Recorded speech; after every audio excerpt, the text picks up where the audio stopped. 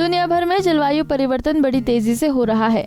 Glacier पिघल रहे हैं, पहाड़ तप रहे हैं, तूफानों की संख्या बढ़ रही है, भूकंप की आवृत्ति बढ़ रही है, नदियों में बाढ़ का विकराल स्वरूप पहले से कहीं अधिक देखने को मिल रहा है, जिसका सीधा असर जीवन पर पड़ रहा है। पहाड़ी प्रदेश हिमाचल नदियों, पहाड़, ग्लेशियरों सहित प्राकृतिक संसाधनों का राज्य है, लेकिन विकास के नाम पर पहाड़ों का सीना छलनी किया जा रहा है। इसी को ध्यान में रखते हुए बुद्धिजीवी काम तो कर रहे हैं, बावजूद इसके सार्थक परिणाम सामने नहीं आ रहे हैं। जलवायु परिवर्तन के चलते शिमला के संवेदीकरण को लेकर नीति निर्धारण पर 1 दिवसीय कार्यशाला रखी गई, जिसमें हिमाचल के वैज्ञानिक व एक साथ बैठक मंथन कर रहे हैं। वैज्ञानिकों का कहना है कि ग्लेशियर लगातार पिघल रहे हैं, जलवायु परिवर्तन तेजी से देखने को मिल रहा है। अगर हम जलवायु परिवर्तन के बुरे परिणामों से बचना चाहते हैं तो हमें अपने क्रियाकलापों पर ध्यान देते हुए तापमान वृद्धि के कारकों को नियंत्रित करने के बारे में ठोस कदम उठाने चाहिए। ऐसे उपाय अपनाने चाहिए जिससे ताप वृद्धि धीमी हो। हिमाचल प्रदेश ने आज से सिंगल इस्तेमाल किया जाने वाला प्लास्टिक भी बंद कर दिया है, जो इस दिशा में महत्वपूर्ण कदम है। वैज्ञानिक कुलकर्णी कहते हैं कि जलवायु परिवर्तन के लिए हिमाचल या भारत जिम्मेदार नहीं है, बल्कि दुनिया के वो देश हैं जिन्होंने औद्योगिकरण कर प्रदूषण फैलाया।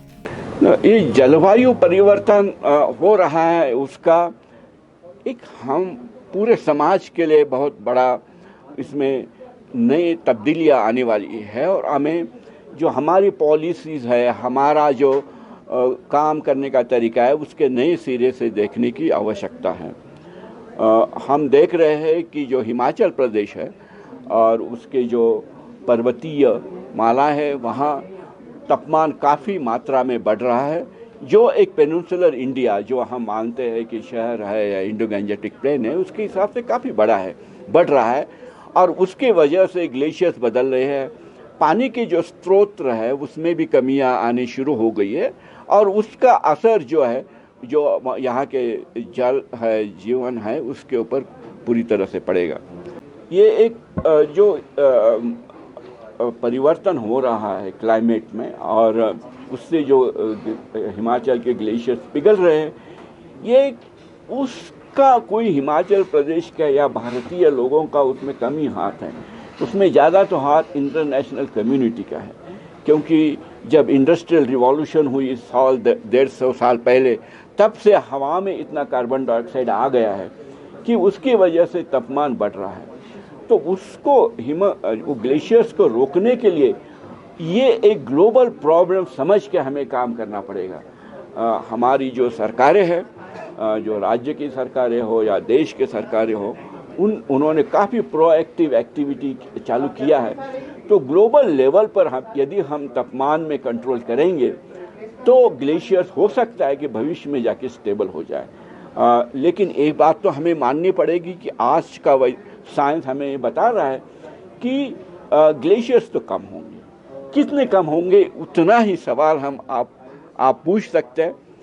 100 साल के बाद यदि तापमान में कमी आ जाए तो क्या बात होगी वो हम कह नहीं सकते, लेकिन आने वाले 100 साल तक तो ग्लेशियर सिकुड़ते रहेंगे। कितने सिकुड़ते रहेंगे उसके लिए हमारी अब कार्यशाला देखिए। हिमाचल प्रदेश विज्ञान प्रौद्योगिकी एवं पर्यावरण परिषद के निदेशक ललित जैन ने बताया है कि जलवायु परिवर्तन पर प्रदेश के वैज्ञानिक व अधिकारी मंथन कर रहे हैं। ग्लेशियर को किस तरह से बचाया जाए, प्राकृतिक संसाधनों का दोहन वैज्ञानिक तरीके से किया जा सके, इस पर बल दिया जा रहा है। उन्होंने बताया कि जिस रफ्तार से ग्लोबल वार्मिंग हो रही है, साल 2050 तक 2.0 डिग्री सेल्सियस तक तापमान बढ़ जाएगा, जिसके परिणाम स्वरूप दुनिया को भयानक हीट वेव का सामना करना पड़ सकता है। समुद्र के स्तर में बढ़ोतरी होने से लाखों लोग बेघर हो जाएंगे। कई पादप जंतुओं की प्रजाति विलुप्त तक हो सकती है। कि जलवायु परिवर्तन पे आज 1 दिवसीय ये कार्यशाला रखी गई है। आप सभी जानते हैं जलवायु परिवर्तन एक रियलिटी है जो हम सबके सामने आ चुकी है। इसके ऊपर हमने देश के जो उच्चतम इंस्टीट्यूट्स हैं उसके साइंसदान बुलाए हैं, एक्सपर्ट्स बुलाए हैं, जो आज जलवायु परिवर्तन के ऊपर और ख़ासकर हिमाचल के ऊपर फोकस करके अपनी बात रखेंगे। देखिए, साइंसदानों का अनुमान है कि 2050 तक 2 डिग्री टेम्परेचर हमारी पूरे दुनिया का बढ़ सकता है। यदि ऐसा होता है तो जो हमारी बर्फ़ वाले स्थान हैं उनके ऊपर मैक्सिमम इसका असर पड़ेगा। जो बर्फ़ पहाड़ों पर जमी है वो नदियों में आ जाएगी, उससे बाढ़ आने की आशंका है और बहुत सी चीज़ें इसके साथ जो जुड़ी हुई हैं वो सभी आशंका है। परंतु यदि हम आज भी उचित कदम उठाएं तो हमारे पास लगभग कोई 25-30 साल हैं, हम इस चीज़ को रोक सकते हैं। जाहिर सी बात है, जलवायु परिवर्तन एक बहुत ही गंभीर विषय है और हम सबको मिलकर इस पे काम करना पड़ेगा। देखिए, पश्चिमी देशों में बहुत से ऐसे देश हैं जो पहाड़ी क्षेत्र हैं, हम सब ने स्विट्ज़रलैंड का नाम सुना है। यदि हम देखें तो डेवलपमेंट और जलवायु परिवर्तन इन दोनों को साथ साथ रखकर हमें करना पड़ेगा। साइंस की आज ऐसी तकनीकें हैं जिससे कि हम डेवलपमेंट भी कर सकते हैं, पहाड़ियों को भी बचा सकते हैं, जलवायु को भी बचा सकते हैं और क्लाइमेट चेंज को प्रिवेंट कर सकते हैं। हमारी ये इच्छा है कि आज की कार्यशाला से हम ऐसा ही कोई वाया मीडिया निकालें जिससे कि विकास भी ना रुके और जलवायु परिवर्तन को भी हम बचा सकें। इंडियन इंस्टीट्यूट ऑफ मेट्रोलॉजी जो है ये सारा स्टडी करता है ग्लेशियर्स को। आज उनके प्रतिनिधि भी यहाँ पर मौजूद हैं। जाहिर सी बात है, क्योंकि हिमाचल के जो उच्चतम पहाड़ियाँ हैं वहाँ पर ग्लेशियर्स रहते हैं। डेफिनेटली ग्लेशियर के ऊपर भी हम आज मंथन करेंगे और कोशिश करेंगे कि किस तरह से ग्लेशियरों का पिघलना हिमाचल के अंदर हम रोक सकें। एरिया तो बड़ा है परंतु ये बहुत ही स्पोरेडिक से एग्जांपल्स हैं। हमें लॉन्ग टर्म इसको देखना पड़ेगा कि जलवायु परिवर्तन का स्नो कवर एरिया के ऊपर कितना असर पड़ता है। परंतु आपने बात ठीक कही कि कहीं ना कहीं टेम्परेचर ज़रूर बढ़ रहा है, हम सारे महसूस कर रहे हैं। शिमला के अंदर भी अब कभी कभी पंखे चलाने की ज़रूरत आ गई है, तो मैं इस बात से पूरा इत्तेफाक रखता हूँ।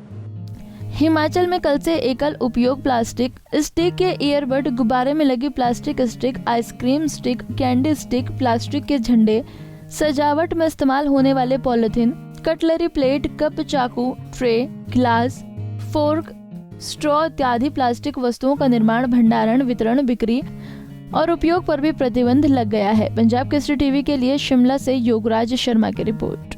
हमसे जुड़े रहने के लिए हमारे YouTube चैनल को सब्सक्राइब करें और नई वीडियो की नोटिफिकेशन के लिए बेल आइकॉन को दबाएं। अगर आप ये वीडियो Facebook पर देख रहे हैं तो लाइक जरूर करें और ज्यादा से ज्यादा शेयर करें। इसी तरह के और भी अपडेट्स के लिए फॉलो करें हमारा Instagram पेज himachal.kesri।